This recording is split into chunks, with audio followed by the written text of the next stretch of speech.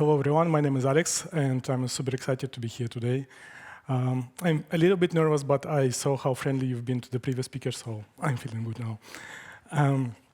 Today, I will be talking about the role of API-first approach in embedded finance. I don't want to repeat the title, it's very long. But first of all, let me introduce myself and let me explain quickly why this is a topic that is something that we are thinking about a lot. I am currently the head of API platform at a company called Monite. Before that, I was working for Adyen as a big payment service provider, also as a head of API. And when I joined Monite, we started building some API infrastructure, some API platform for embedded finance. And that's why we build a lot of learnings, what's happening there, what can be done, why it's becoming trendy. We, of course, believe in that, and that's why I really want to share all this with you, so you can also compare with what you see and see if you have any questions. First of all, some high-level summary. As I mentioned, we talk a lot to different B2Bs, to neobanks, vertical SaaS providers, and we see a big trend that many of them, they want to start embedding financial services because they want to increase the revenue per user, they want to increase user stickiness to their platform, they want to find new revenue channels, and maybe also eventually become super apps. And in this case, there are a lot of embedded finance providers who are creating their technical products and who are also looking at the opportunity to become API first. And API first can mean different things, and we will talk about this later. But by doing API first and by doing this properly, they can reach the success faster in the world of embedded finance. Let's now quickly talk about the API first. I'm pretty sure everybody here at the Platform Summit knows and have more or less shared understanding about APIs. API first may be a little bit more difficult topic. Sometimes people think it's a buzzword. I cannot agree or disagree with them. But also many organizations, they see API first as a way to build their product, more on the technical side, on the product side. Basically, they start prioritizing APIs over integrations. And in this case, they put a lot of focus on the quality of the APIs, how you design them, are you following design first? And we've seen a great example from Spendesk just now, how they put API first in action. At the same time, from the business perspective, this can be actually your go-to-market strategy. In the business perspective, you can think about APIs as your product, how you go to the market. So what you're delivering, it's the main phase of your product. And in this case, you really need to focus on making sure that these APIs are really well developed and they're universal to different use cases. There is a subtle difference here, but it makes total sense once you start working on this. And if you look at the trends of API First in general, I just want to mention two examples here. One of them is the API First index from GGV Capital. Basically, they started tracking different companies that are doing API First in one or another way. And currently, they, I think, have more than 150 different organizations, and they see that these companies are becoming more and more successful, and also they're gaining more and more investments from VCs, even in this market downturn. Currently, I think they have more than 60 companies which received investments with more than $50 million. And the next point about API First is from the Postman API report, which was mentioned many times during this conference already. We've seen there is a big shift now also in the companies who are trying to do API First adopt in their organizations. For example, some statistics here that when Postman asked companies to rank themselves how much they follow in API First, at least, I think, 11% ranked 9 out of 10 or 10 out of 10, which was more than a half increase from the previous year. And in general, more than 60% of companies now consider themselves to do API First better than the rest of the index. And what's the alternative here? Yeah, there is no good name for that. Nobody calls it API second or API third. I prefer to call it non-API first, and there is nothing wrong with that.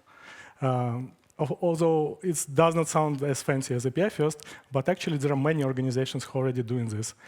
And we've seen such examples, for example, from the banking industry, or this open banking initiatives that help you revolutionize the whole traditional banking industry. And these organizations, they already have a product. They're definitely not API first, but they're opening up access to their capabilities of their product to the data they have with APIs. And I think the majority of the organizations that currently contribute to the global API economy are doing non-API first, and there is nothing bad with that. But if we look forward and if we try to compare API first and non-API first, what it can bring to you from the product and business perspective, there are definitely some differences that you need to take into account when making decisions what you will be doing next. For example, with API first, it's definitely much more difficult to create a product in the first place because you need to put extra effort. We've seen from Ryan from the previous talk how many stages you can go to just design a good API. And it doesn't mean that you should follow all the stages, but you definitely need to put extra focus and extra effort. So you really need to make sure you have right people in your organization, people have the processes, we talk to each other, we automate a lot of things, we bring the knowledge, we focus on the value of the APIs that we'll be bringing at the end. While with not following this non-API first approach, you can build your product much faster because you already know your audience, you already know what you're doing, you already know the reasons why you're doing, and you can pilot it quickly also in different regions. So you don't need to think about making it universal from the day one. At the same time, the business model is also more or less defines whether you will be using API first or non-API first approach, or vice versa. For example, with API first, it's much more suitable for you if you already think that your company will be dealing with a lot of integrations with different partners, and this is your way to go to the market. Basically, you're building your API in a way that it will be easily consumable by others, and even you can think that you will never have a direct connection to the end clients. You provide your API platform as infrastructure as a service. While with non-API first approach, you already have or maybe are building a product that is targeting B2C or B2B markets, and then you see APIs, API integrations as an extension to that product. Because of that, you can face much bigger risks with maybe competitions, and it will be more difficult for you to build a sustainable ecosystem in the future. In this case, if you already started thinking about your API to make it universal from the beginning, then it means that it will eventually much better serve the needs of your clients because you already did your research and it's easily composable and extensible. While with non-API first approach, even if you have all the necessary components in place, even if your API supports API versioning and you really think how to expand it, it will be always a reflection of your initial product, of your product thinking, of what your core team decided at the beginning of building your company and your product. And this is very hard to change. And the last one, with API-first approach, with building a universal API, it will be much easier for you to create an ecosystem and to reach a network effect because the more end clients you have on your platform, the lower margin cost is for you and for everybody, and you can all benefit from that. With non-API-first approach, it will be very challenging until you really become one of the maybe biggest organizations in the world and have enough market power so that everybody wants to integrate with you.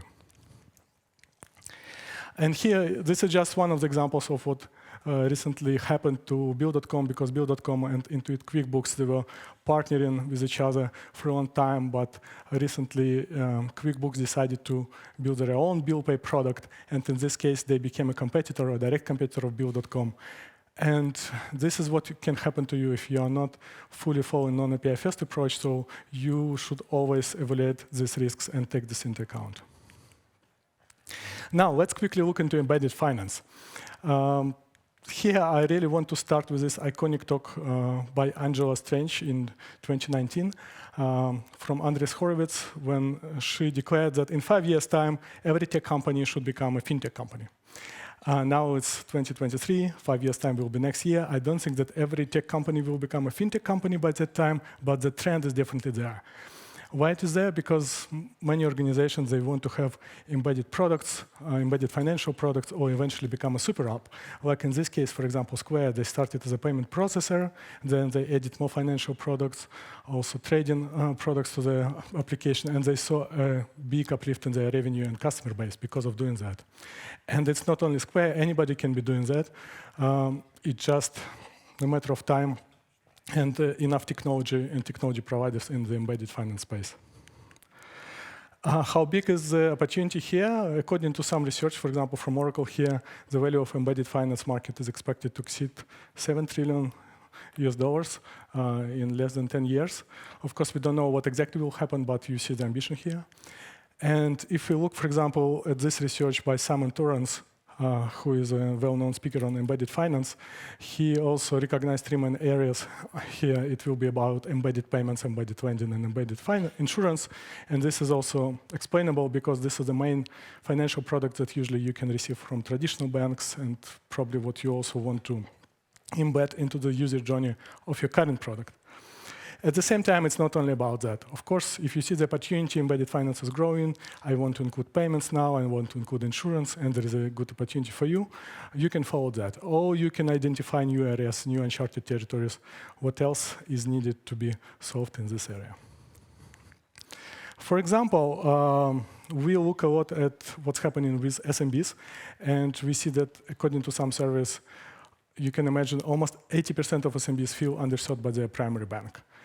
This means that they do a lot of automation still, and they handle a lot of processes, maybe manually, maybe semi-manually. According to our research, they still use a lot of Excel spreadsheets, do a lot of paperwork, and this is sometimes sounds really unbelievable in 2023. And at the same time, SMBs, they represent a backbone of the global economy nowadays. So definitely, this is one of the underserved audiences where you can also look into and see what kind of financial products you can provide there with your APIs. And if you look at the B2B payments, for example, because all the SMBs, they need to pay to each other, we can also see that these numbers are growing, and it will double in less than 10 years in this case. And at the same time, we know that it's very inefficient. For example, in the United States, around 40% of SMBs, they still use paper checks to pay to each other. There is definitely a lot of potential to automate here. And here, for example, there is a diagram showing how many steps in the process you can experience when one vendor wants to pay to another supplier. It's a lot of documentation, a lot of accounts payable and accounts receivable work that can be done manually or can be automated. By automating only this, you can reduce the average number of the invoice to be paid from 24 days to 3 or 4 days. And this is quite drastic, especially for SMBs that constantly struggle with their cash flow. Okay, I hope I convinced you a little bit that there is a lot happening in embedded finance, and there is a lot that can be automated with APIs. But now, what's the solution here? Obviously, I think these two technologies are really fitting well to each other. And why is it so? First of all, I want to mention Jeff Wilson here in his recent iconic book, Ask Your Developer, when he was explaining what do you do when you build a technical product? Is it still build versus buy, or how he's saying build versus die? What he means here that it's not possible anymore to just buy a standalone product and white label it and see it as a part of your main core proposition. This is not what your customers and clients are expecting from you. You really need to make sure that all the user experience is embedded into your core product. And this means that you need to invest quite some significant time to build this experience yourself. But at the same time, nobody is, for example, creating a new physical building completely from scratch. You still need to have some components. You still need to have at least bricks, or maybe if it's a big building, you need to have bigger blocks. And here, I truly believe that APIs is an answer, because with APIs, you can deliver a lot. You can deliver not only data, you can deliver experiences. If the APIs are really complex and well-developed, and also if they're accompanied with a lot of SDKs and all the other developer tools that we discussed a lot on the Platform Summit also yesterday, this can really bring the value. And here, because for embedded finance, all the experience should be embedded, basically API is providing these embeddable blocks in a perfect way. Now, I want to finish a little bit with some practical advice if you're working also in the API-first space and you're thinking about how your organization can be creating some building blocks for this new API economy with embedded finance. I think the answers here are quite similar to what we discussed previously. First of all, really think it's important to treat your API as a product. And I truly believe it's not a buzzword. There are a lot of things you can do here. First, of course, starting with prioritizing and building a separate team for that. But what's important here is that you really need to think how to make it universal, how to make sure that it's not just a reflection on what you have internally, but it's something that your customers, not only in one region, but maybe in different regions, in different industries, will be using, and to make sure that it's generic enough and customizable enough for everyone. And to make sure it's happening, I really want you to be aware of the Conway's law, which states that if you have any organization structure, communication structure internally, it will be reflected in the API that you have. So there is a very good solution to that. You just use the inverse Conway maneuver. And how you can use it in your current setup in your organization, you're introducing good API management practices with API governance layer and things like that. And the last advice here, I really advise you to focus on your API clients, on what they need. We all think about APIs that it's a very complex technical solution. And what Ryan was mentioning, that some product managers even don't want to discuss API designs. But at the same time, it shouldn't be like that. APIs is something that should provide the capability for clients, and the client should be able to speak to this API and to you in the way how to maybe they currently speak to ChatGPT. And in this case, the way you design your API, the way you create your API should be following that rule. So you hide the internal complexity, hide the implementation, and provide something usable for your clients. Thank you very much. And if you have any questions, connect to me on LinkedIn.